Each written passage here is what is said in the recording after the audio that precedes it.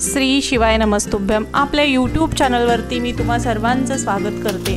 मी आषाढी एकादशी किंवा देवशयनी एकादशी याविषयी थोडक्यात सांगणार आहे।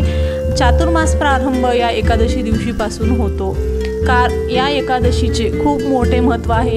या एकादशीला जगभरातून देशभरातून या एकादशी व्रत करतात आणि या एकादशीचे खूप मोठ्या प्रमाणात चांगल्या प्रमाणात फळ मिळते आपणाला।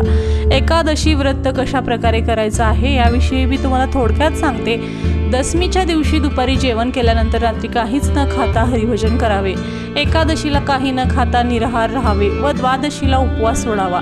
एकादशीला रात्रभर जागरण करून जो भगवंताचे पूजन करतो तो पापामधून मुक्त होऊन परमगतीला प्राप्त होतो।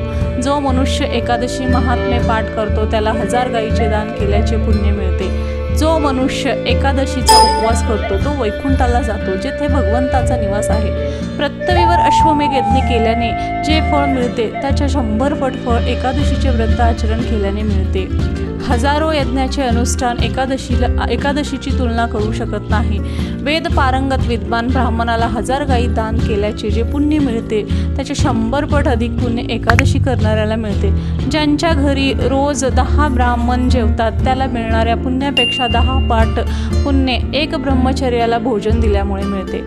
त्यांच्यापेक्षा 1000 पट पुण्य विद्यादानाने मिळते। त्यांच्यापेक्षा अधिक पुण्य एकादशीचे व्रत आचरल्याने मिळते। एकादशीला अन्न भक्षण करू नये, केल्यास त्याला पुढचा जन्म डुकराचा प्राप्त होतो। एकादशी दिनी खाईल जो अन्न सेकर होऊन जन्मा येईल। एकादशीच्या दिवशी पान खाऊ नये, स्त्री संबंध ठेवू नये असे व्रत न करणाऱ्यास संतांनी प्रेत समजले आहे।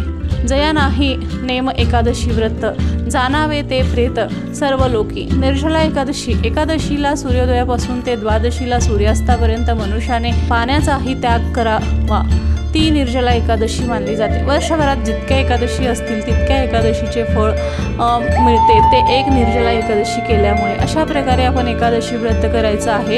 यंदाला आषाढी एकादशी म्हणजे मोठी एकादश 17 जुलैला आहे, तर सर्वांनी ही एकादश करायचं आहे।